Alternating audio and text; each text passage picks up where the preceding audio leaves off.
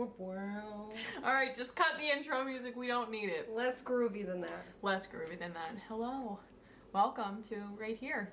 Right now. This is our 13th episode.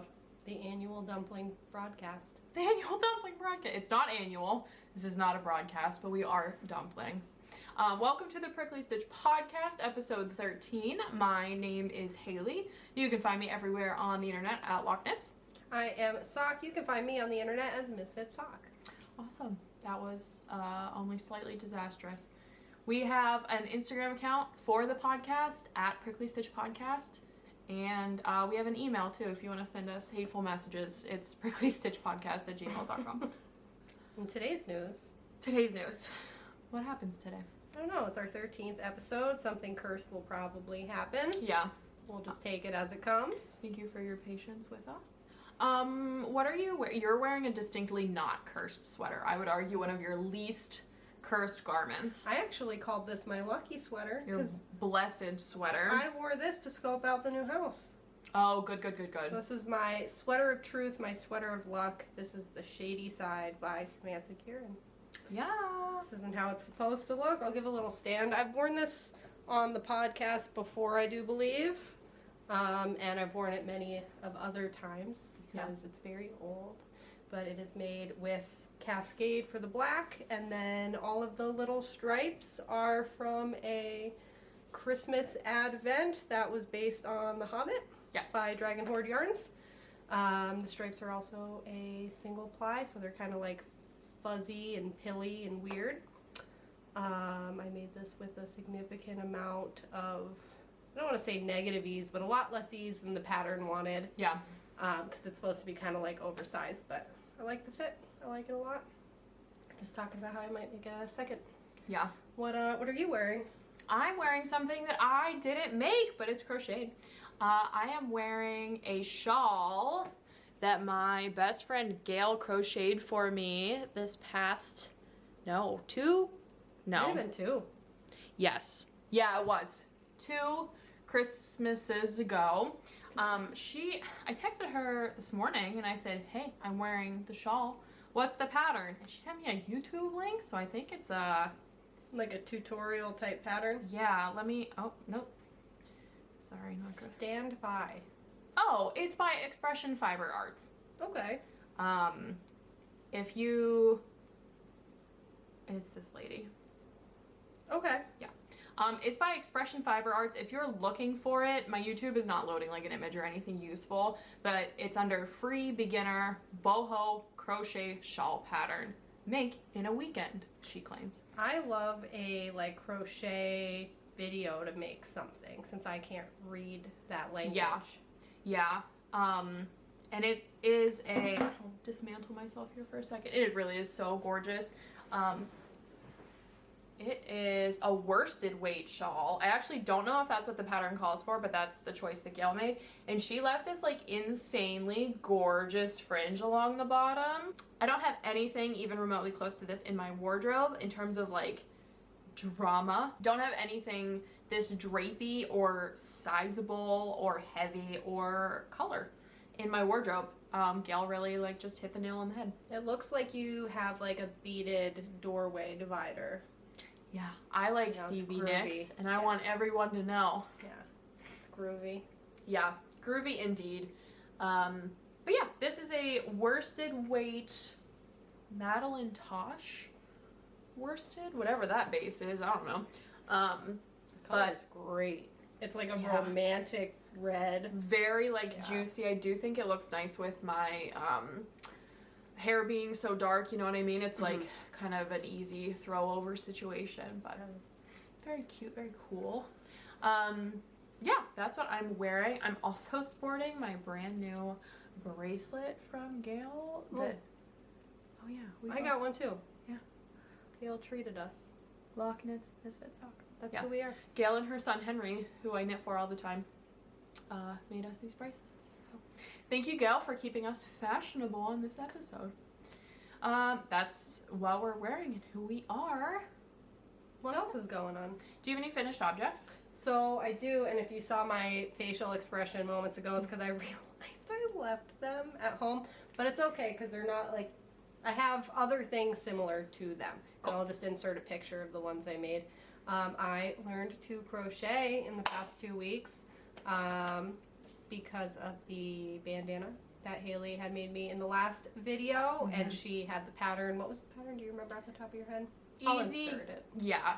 So it was that. I didn't use that pattern to make it, but I did find a YouTube video, which I'll also link, which seems to pretty much give you like the same exact thing. Yes. With the exception of like I went to the pattern or asked Haley what she used to make like the bands. So I've just been making a ton of those. I actually made 2 completed ones, which I'll insert photos of because I forgot them because they're in my dresser. So I have 2 like almost completed ones. Let's see, here's the first one I have. That is so pretty. It's like a really weird color. I've been talking about it with Haley and with Ian. Let me see here. It's like a mauve. It's like a mauve, but it reminds me of like my flesh undertones, and I feel like it's the same value as my hair. Yeah, so like definitely. I'm just like concerned on if it'll be I don't know, weird. that looks really cute. Does it? Alright. Yeah. Well, that one might be yours. this one might be mine, but Sorry, bud. good thing is they take such little amounts of yarn. Yeah. You know, It's a hoot. I can make like several from one skein easily, but I have this one. It's just the making the straps is a little fiddly, so I kind of have been putting it off. And what else do I want to say? I don't know. Very minimal yardage. Yes, very minimal effort. Minimal effort. So Afternoon easy. project?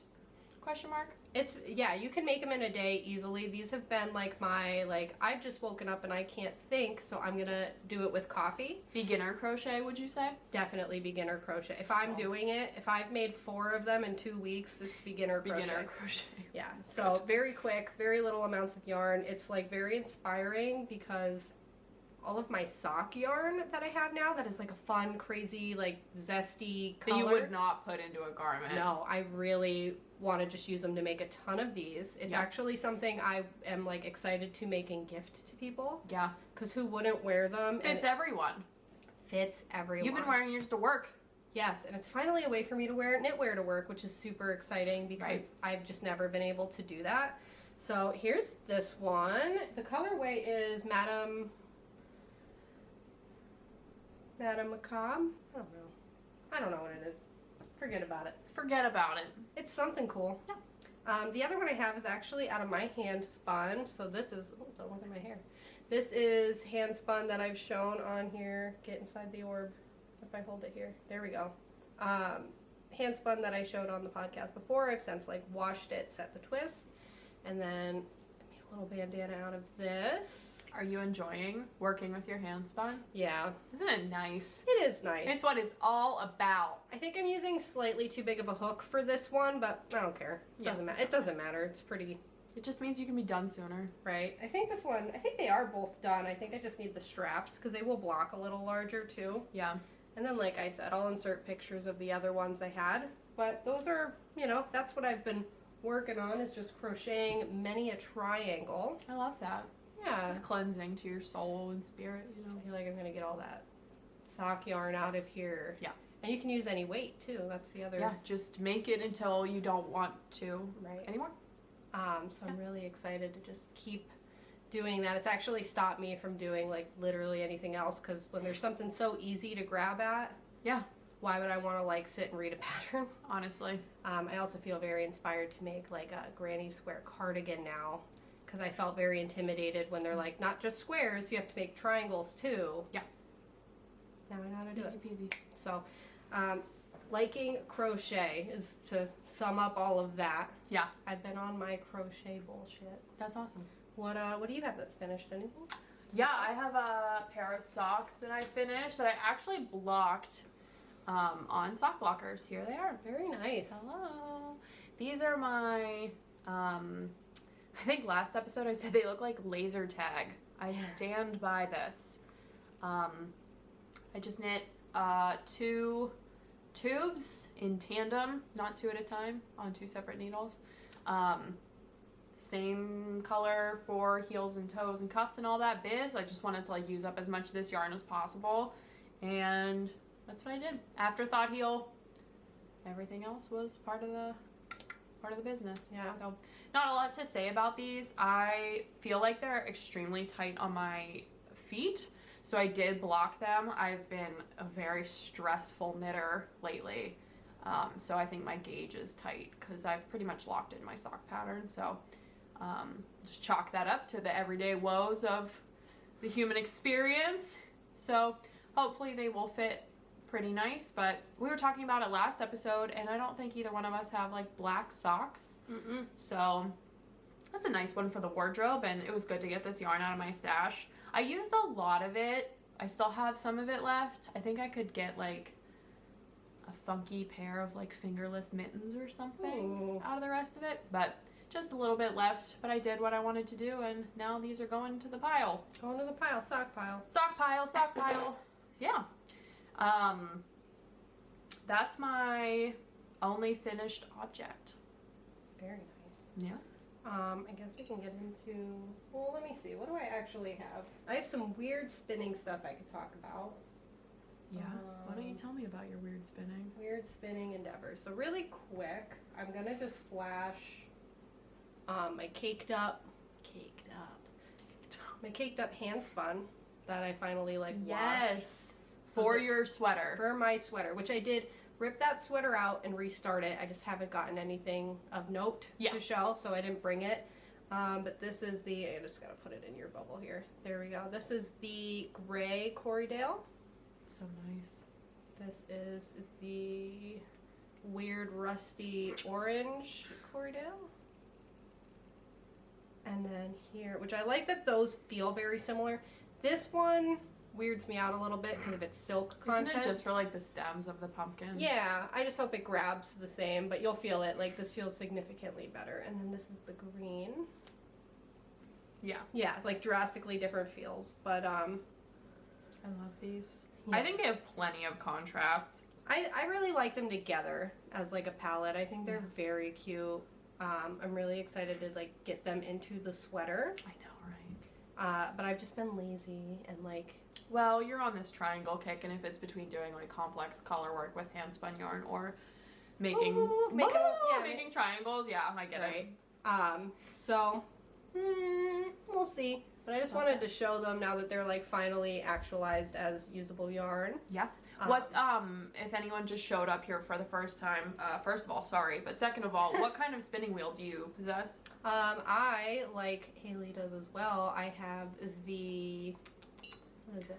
Kromsky Minstrel. Kromsky Minstrel. I was gonna say matrimony. Like, I don't know what those. The Kromsky matrimony. I was like, big M words, you know? The Kromsky Minstrel, it is what a castle style wheel. Yes. Which is super nice because they take up like very little space, all things considered. It's all just like right here. Yes. Beautiful, dreamy wheel. I actually, my drive band just snapped today as I was taking my bobbin off because I still have the rope one. Remind me, I want to have a conversation about drive bands. Okay. After we're going to have to do that. But I'm very bummed because now I have to go home and like, I tried to retie it and it's just like too tight. It's not going to work. So I have to like use the backup string they gave me. And I just didn't expect it to snap that quickly. So big bummer on that. But I've been using that to spin up this yarn like I just showed you in my one triangle and the yarn I just showed you. That's all like some of my first spins on the wheel, and I think it's very fun that I'm already like knitting, like immediately knitting with what I'm spinning with. That's what I mean. That's what it's all about. And in the same conversation, if it's your first time here, I also have been working on processing my first fleece that I got at Maryland Sheep and Wool 2023 a few months ago. I had what I thought I scoured it properly the first time a few months ago. But I did have to scour it again. So this time I scoured it on the stovetop. Yes. So what I did is I had 2 pots. I have a bunch of pots reserved for like yarn activities only. Haley and I bought a lot of them together to do some dyeing projects. So I put 2 pots on the stove, filled them with water, put some detergent in them, and then took like small batches and boiled them at 140 degrees. I mean, the water wasn't boiling, but I got the water past 140 degrees. Yeah. And then I would say anywhere between like 15 and 20 minutes is how long I left them in that water. I then carefully, because it's very hot, removed them from the water, put them in a strainer, squeezed it out, and then threw them in an empty bucket. Once I got through all of my yarn, I took that bucket, which is like just a very large pot, put that back on the stove, filled it with just clean water, and also brought that to 140 to remove it, like kind of like a hot water bath of a rinse, just to really try to make sure I got everything in there. And this is how it feels now. That's after being carded, obviously. Is this still light? Significantly better, right? You can tell there was still a lot of ick trapped in there. Yeah. And it's definitely gone now, to the point where I was able to card it. So this is my carded fiber, hand carded. Which look at him. Is an experience. Learning to do. There's a lot of nips still in there. I would say that's like entirely my fault from like the trimming I did before I washed the fleece. Yeah. But I decided to try to spin it just to make sure that like the way I carded it was actually useful. And this is how it turned out. I mean, we're at the end here. Let me see if I can get some spot that's not all like weird bits. Oh, we'll never see it. There we go. So, and again, this is at the end of the fiber I was using, so it's a little bit like nebbier than all of it was. What? This is gorgeous. I'm very like pleasantly surprised with how it came out. There are spots that are just going to be thick and thin because there's those like second cuts trapped in there. I tried to pick some out as I went, but I also don't mind if in the ply there's spots that have little like poofs in them. There's like some fiber that's going to be for quote unquote perfect yarn, and there's some that's not, and this doesn't have to be perfect. Right. It's wonderful. But it has like a very nice, I don't know if you'll be able to see it, it has a very nice like luster on it, has a very nice little fuzz to it. It'll definitely have tooth, but it's surprisingly soft. Yeah. I'm just very pleased with how it came out, being a person who didn't know what they were doing. Yeah. So like those have been my spinning activities, is just prepping this fiber. I didn't plan on spinning it so soon, but I really wanted to try it. I think it's great that you did like a little sample. I just really wanted to try it before I like gave you some and gave, you know what I mean? Yeah. Like I didn't want to be like, dished it out to everybody. Right, because what if they got it and they're like, this is just falling apart, like it's not working at all. I would have felt terrible. So seems to be working. We're gonna see how it goes. Finally unleashed the fiber. That's awesome. And you got that from Maryland Sheep and Wool. Yep, Maryland Sheep and Wool. I finished spinning a 4-ounce braid, which I haven't done in like a hot minute. And I definitely don't think I've ever spun an entire 4-ounce braid. No, I lied. I have into fingering weight. But yeah, I have this spin fresh off the wheel. It's been washed and thwacked and all that stuff. But yeah, take a gander at it. Were you able to fit this on a regular bobbin, or did you need your jumbo? Regular bobbin. Nice. Both plies were on their own, and then I plied them together on the third. It is 575 yards, 85% pull worth, and 15% tussa silk. Very nice. This was a braid from Dye Mad Yarns, in the Porch Goose colorway. Porch Goose. So appropriate. I'm a big Porch Goose lady. But yeah, just, I don't even know what to say about it. I'm very proud of it. It's very fun. It's so fun. Looks like candy. It should theoretically be a fractal spin. You know, time will tell when I knit it up into something. But yeah, just a lot of this like cotton candy pinky color. Yeah. There's the overall, I would say like the natural color in it, quote unquote, is like a gray. It's not a true white. It's not a cream. Mm-hmm. It is like a gray. So it does like dull the whole thing down a little bit, which is cool. But I just got this from the Moon and Yarn Crafter, which is our friend Brienne's yarn, fiber, weaving, spinning store in Pittsburgh. And I'm just so happy. So happy. I can't wait to knit this up into something. I'm very excited to see how it all pulls together. I don't know, I like had all these grandiose plans of like what I thought I was gonna make with it, and that's changed like 5 times over.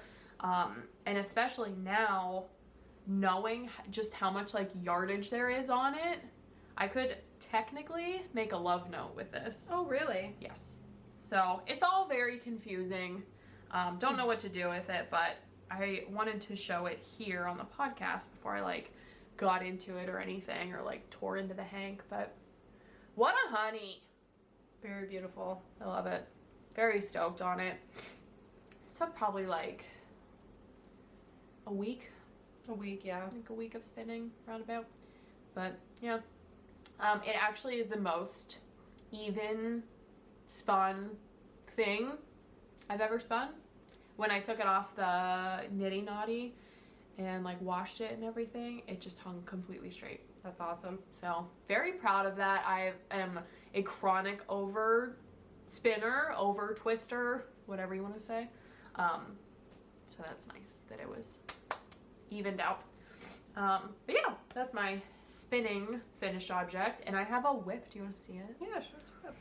Bring out your whip. Brienne, who owns Moon and Yarn Craft Room, sent me a message and said, hey, can I send you some yarn? Would you make me a sample for the shop? And I said, it's my time to shine. I was born to be a sample knitter because I hate finishing an object and holding on to it. There's just something, I don't know. I love like gifting stuff, love giving stuff away. So this is like perfect for me. So Brienne sent me 5 skeins of West Yorkshire Spinners, the Croft DK, and I don't know what this colorway is. I don't even know how to pronounce that. Walsay. The number is 1151. We're American. We don't really like get it, you know. But yeah, just a really beautiful, like plain, I wouldn't even say tonal, it's just a solid DK. This blue color is really nice, and I never ever like knit with anything even remotely close to that, so it's been a nice change. And I'm actually knitting a cardigan. Oh wow. A cable cardigan. Oh. It looks so small, it's like crunched up. It has to like block out and stuff like that. And I'm not done with it yet, but this is the back panel. It's a cropped cabled cardigan called Skipness by Martin Story. It was a pattern that he wrote for Rowan. And it's free on Ravelry, and this is the smallest size. This is gonna work out to be 34-inch like bust circumference. And I mean, like, look at the, okay, I was like, gonna say, like, it looks child sized at this no point. It's gonna be 34-inch bust, and all of these cables are gonna open up so much, and I can just feel from like how like lofty the yarn is that it wants to like expand and everything. Yeah. So I'm almost done with the back panel. Here she is. And then even if it does turn out really small, it's a sample, so like who cares, you know? But I just was in the mood for something challenging. I actually just went and hung out with my boyfriend for like 4 days because he got 2 of his wisdom teeth removed. And I anticipated sitting around in silence a lot, and that's exactly what happened. So I wanted a very like challenging project for myself. But I want to pull it up, a picture of the pattern photo on Ravelry, because it's just so cute, and everybody's finished products are like gorgeous. I love like a good cabled cardigan, you know? So that's the pattern pick. I love a cabled sweater. It's just like, I was listening to Flannel and Pearl. Oh yeah. Yes. Yes. He was talking about how like when he started knitting, again, like second round 2 in his life, he was like, my like pinnacle, like I've made it, is a cable, like an all over cabled sweater, you know what I mean? He's like, that's the thing. And I totally feel the same way. This is one of my favorite projects. This is by Alyssa Renee Knits, and God bless Alyssa, took wonderful notes about this pattern, and I actually referenced her project page a lot as I was knitting this back panel. But like, look how beautiful, just so pretty. What kind of notes did she have? Like modification stuff? Or? No, so what I will say is this pattern is like 6 out of 10. Okay. It's insanely difficult. Just expects you to know. So like that pattern that I just showed you, picture that is on 2 pages. Okay. The first page, I guess technically 3. The first page is literally just a picture, and then the other 2 are the pattern, including charts. Okay. So it's one of those patterns that's like, you have to have a lot of background knowledge, and even as like a pretty seasoned knitter, there was a part where the stitch counts were included, and I was like, there's no math problem that I'm gonna do in my mind where like that's gonna work out to be the correct number of stitches. So I was like combing through people's pattern pages and everything, and long story short, one of the shaping instructions as you're like knitting the back straight and then you shape the armholes says decrease 1 at each end, but the way that it's written, it like barely says decrease at each end. Like I read this pattern like for 20 minutes. I'm sitting here reading it and I'm like, that's not gonna work, that's not gonna work. It was decrease like at the beginning and end. Oh, okay. But it said decrease at each end.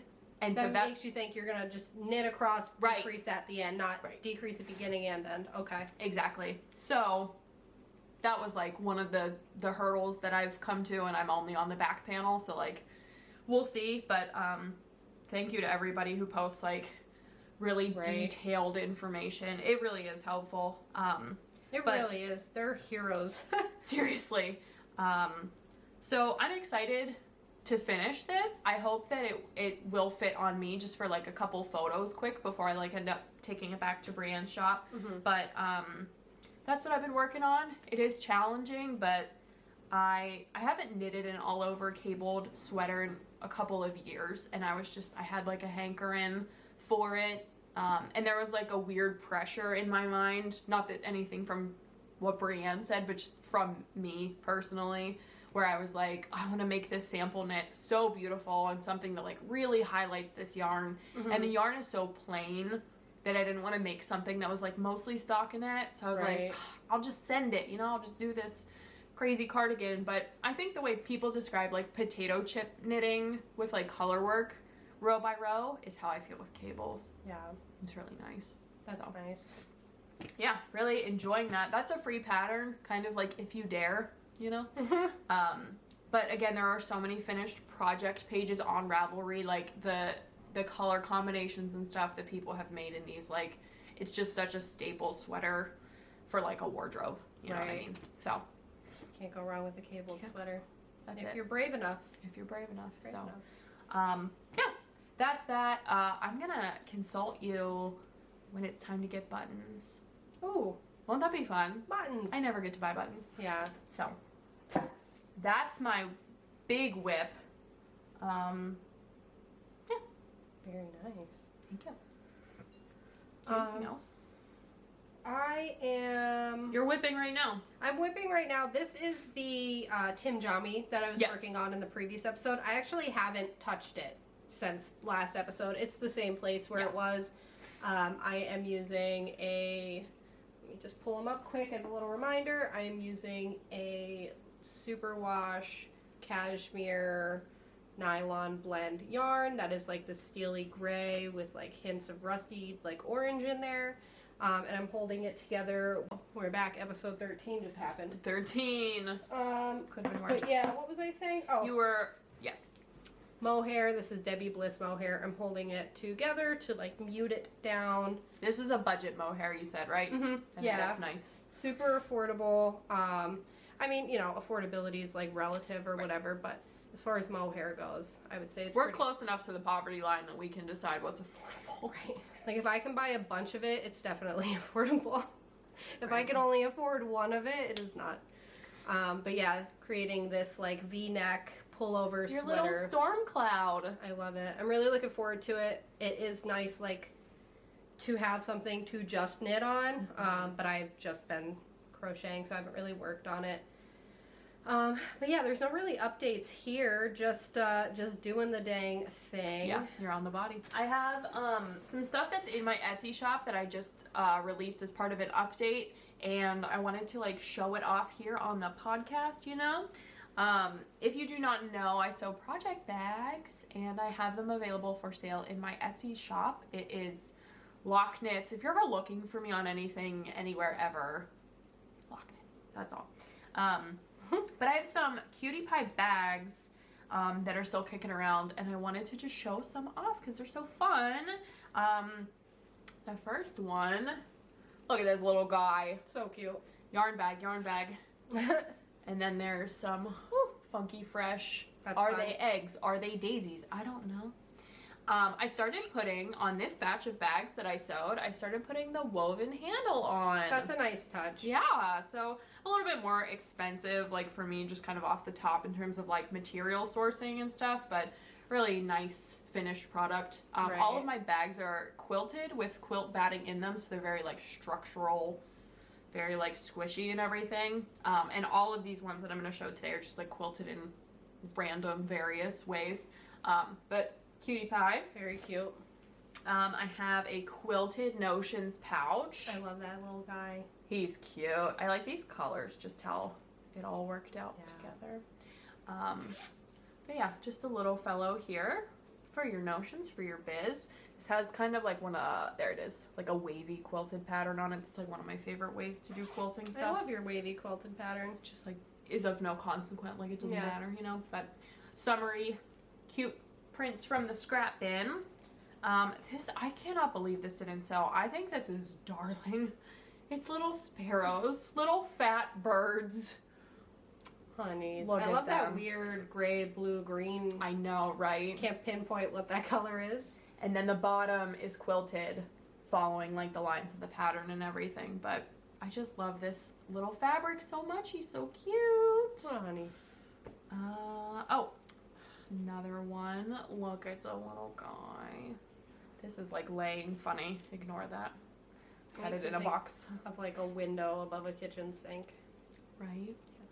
So sweet. So, just some beads and biz. Cutie pie summer stuff. And then my last one is just some watermelons. Aren't these fun? They're so fun. Got my little stars in quilted there. bag. X's. Yeah, so they're all like, with the exception of the notions pouches, they are all like box bottom bags. So there's the ones that I showed today are medium and small, and then I also have one larger size that's in my Etsy shop. They're just small, medium, large, and the dimensions are in there, but typically small is like socks, pot holders, baby stuff, medium shawl, large sweater, all that stuff. But yeah, I just wanted to show those off.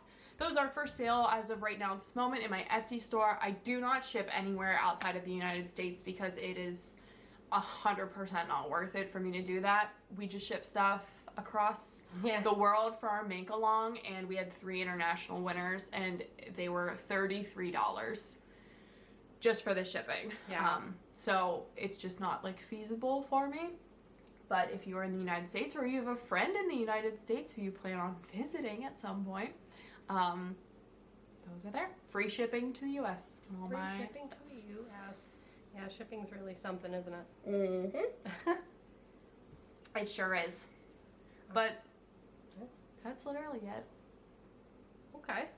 I want to put out a PSA, a bulletin regarding sewing, just because I have some stuff to get off my chest. Oh boy. It's been a while, but I want to just publicly state that I'm done with the quilt block of the month thing. I haven't done one in months, anyways, but I just didn't want that to not be addressed at any point. We're giving up.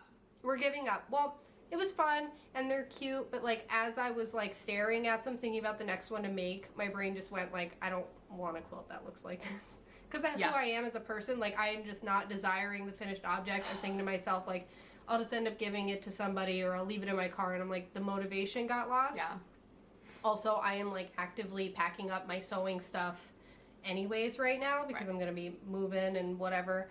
So, like, I don't see myself really using my sewing machine for, like, the foreseeable few months. Like, probably not until, like, closer to the new year anyways. I was going to say, like, well after your move. Yeah, probably. it's just one of those things, like, it's not quite a priority to me to keep out to craft, and like, so you're not going to get any sewing out of me, and those quilt blocks are done. Maybe I'll turn them into like cute little bags or something. Like, yeah, that'd be fun. They'll turn into something else, but that blanket's not happening.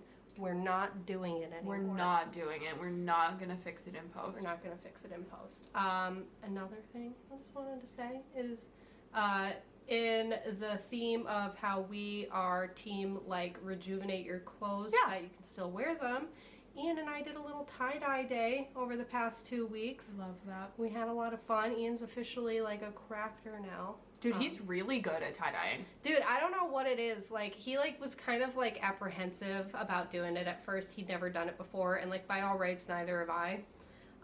But we got it all set up in the yard, and he, like, came out, and he's like, well, what do I do? And I'm like, I don't know. Just, like, you just go buck wild, honey. Grab a color and go for it. And he started, like, putting colors together, and I'm kind of mad because all of his shirts turned out better than my shirts. Yeah.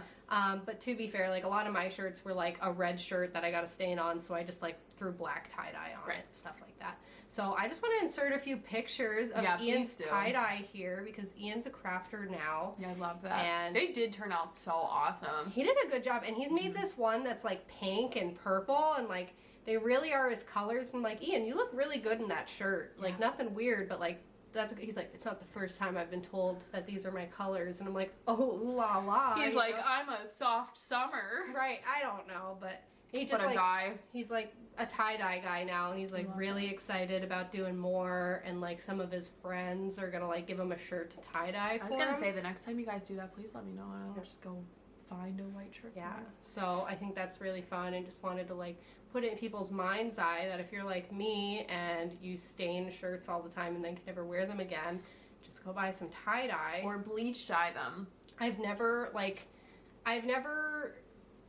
seen over dyeing or tie dyeing or bleach dyeing like make me say I'm not gonna wear that because I messed it up. It always makes it cooler, even if it's weird. So yeah, just go tie dye your stuff and enjoy Ian's tie dye, because he's gonna be a tie dye superstar one day.